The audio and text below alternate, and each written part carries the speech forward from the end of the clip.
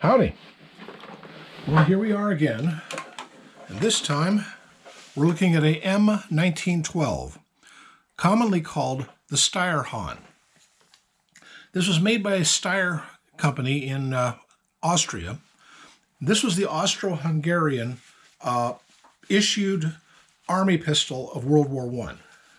It was in 9x23 Steyr. Slightly longer than the 9x19 Parabellum that the Luger was chambered in. Almost the same as the 9x24 or so Bergmann Bayard, or better known as Largo, that the Spanish pistols were chambered in. But this one was used, as I said, by the Austro-Hungarian army. And it sort of is an example of the 1888 German commission rifle. This was built by a commission. The internal mechanism is very similar to that of the Roth Krinka, but it's based mainly on an early Colt. Not the 1911, but one of the progressively designed 1911s that are Colt pistols that Browning came up with before they perfected the 1911. I think it's about a 1908 or 1909. Again, Othaius at CN Arsenal did a in-depth on the Colt pistol and how it worked. This thing is kind of interesting. It has no magazine that comes out. The magazine is internal. Steyr Hahn, by the way, is used because it's Steyr with a hammer. Hahn means hammer. And this is how it works. Cocks open. The recoil spring is held internally in here and stays in the pistol. The barrel does a rotating lock system. It's just a very weird system that Karl Krinka came up with. Very similar to what Arthur Savage did with the Savage Model 1907 pistol. Only this one, I forget what it's like a quarter of a turn, and the Savage only turns about 30 degrees or so. So it's not quite as much. But this is enough to keep this thing a locked breech. And it works as a good, robust military pistol. Magazine is internal, uses a stripper clip to feed it.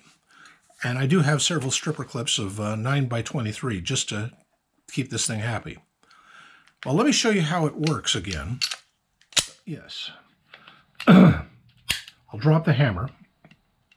Then this was a sort of a takeoff on the Colt. You push in and pull through. Oh, come on now. Push in. Push in. Come on. Maybe it's this way. Nope, it's that one. Let me get something to help. Maybe this will help. Nope. I've always had difficulty with this thing. It's by the way, you see this gizmo here?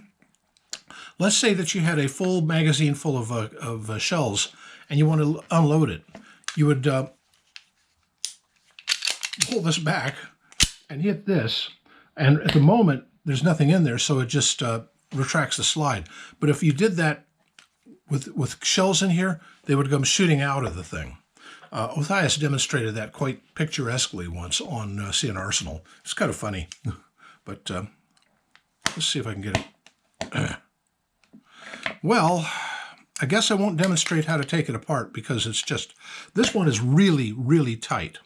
I've had two of these. This one, they're always marked Steyr on this side and then the year they were made. And this was made in 1916. The other one was made in 1914. And it had been through the ringer.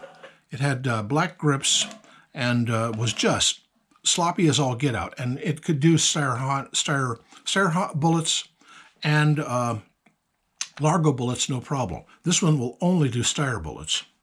And this is in one of the later runs of the pistol. It's in absolutely excellent shape. I think it was Arsenal refinished. But it's a lovely little pistol.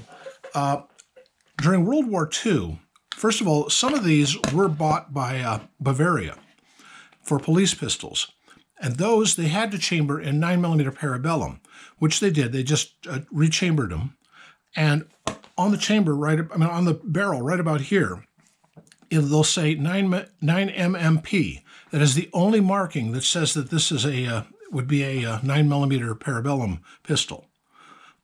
There is a way of putting a new barrel in here. I think there was one company who actually sold them for a while, but that was long, long ago. By the way, let's show you this. This is that book I showed you on the Rothsteyr. Well, this is the Steyr Hahn. And, oh, by the way, I should say, that's a Mannlicher over here. Gorgeous looking thing, isn't it? I've held one of these once. Had a buddy who had one. But this, is what it says about the Steyr Hahn.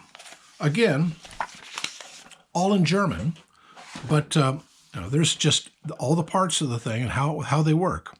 And it's just a fascinating piece of early German technology, or Austrian. They just have some absolutely finest engineers in the world. And to this day, their mechanical contrivances are some of the most unique, bizarre, and interesting. And this is probably one of those bizarre and unique of all. I really enjoy it. Anyway, they're fun to shoot. A little bit more peppy than the Rothsteyr. The Rothsteyr feels like sort of a slightly overexcited 32 auto. This one feels like an overexcited 9mm parabellum. So it's just it was a good pistol, and whenever their officers shot somebody, they stayed down.